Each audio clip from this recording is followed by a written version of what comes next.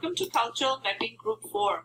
Our first stop will be United States, where we're going to discuss poverty.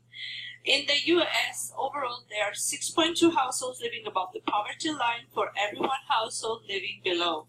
Pacific Coast and the most southern part of USA have a higher than normal number of households living below the poverty line compared to those above in the same area. Central area and Atlantic coast have a higher than normal number of households living above compared to below poverty. Although poverty is professed as a problem of urban settings and inside cities, its rate in urbanate areas is really lower than outside of urban areas. The solution of cutting the poverty rate is to increase economic security and expand the middle class, form jobs, increase the minimum wage, support pay equity, create work schedules that work, and expand Medicaid. Our next stop will be in South Africa, where we're going to discuss language diversity. There are some language tensions between a group of Afrikaans and English speakers. British overtook the South Africa. English was declared the main language taught in schools, church, and government. The Afrikaners did not stop fighting the right to be taught in Afrikaans. Soon English and Afrikaans were the only equivalent levels in South Africa. English is a language that dominates South Africa, but it only comes in fifth as a home language. Afrikaans come in third as the most common language spoken in South Africa. Our next step will be Europe and Africa, where we're going to discuss religion. Roman Catholic covering a vast area in America, parts of Europe, Africa. It's the most dominant religion around the world. Then Muslims, half of the African continent, most of the Middle East. After these two major religions, there are other less followed religions like Protestant and Hindu. Up to the year 2010, the world was dominated by Christianity religion by 32% of the world population. In 2010, there were 2.18 billion Christians, almost a third of the global population.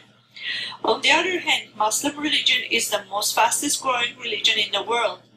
Between 2010 and 2050, the Muslim religion will be double its population growth, from 1.6 billion in 2010 to 2.8 billion in 2050. One of the factors for this growth is that Muslims have more children than the rest of the religion. All of these factors help Muslim religion probably one day to suppress the Christianity. The rest of the religion will grow at a much smaller percentage. Now we are going back to US, where we're going to discuss BAO, waste energy. In the United States, Americans generated about 254 million tons of trash and recycled and composted about tons of this material, equivalent to a 34.3% recycling rate. On average, we only recycle and composted 1.51 pounds of individual waste generation, or 4.40 pounds per person per day.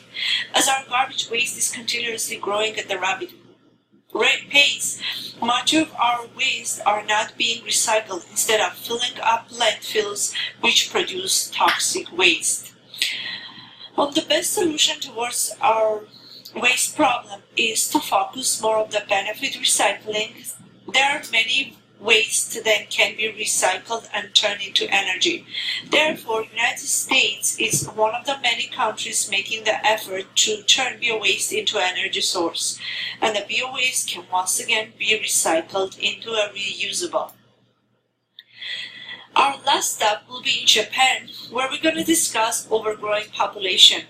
The process of urbanization is when the percentage of population increase the cities and suburbs.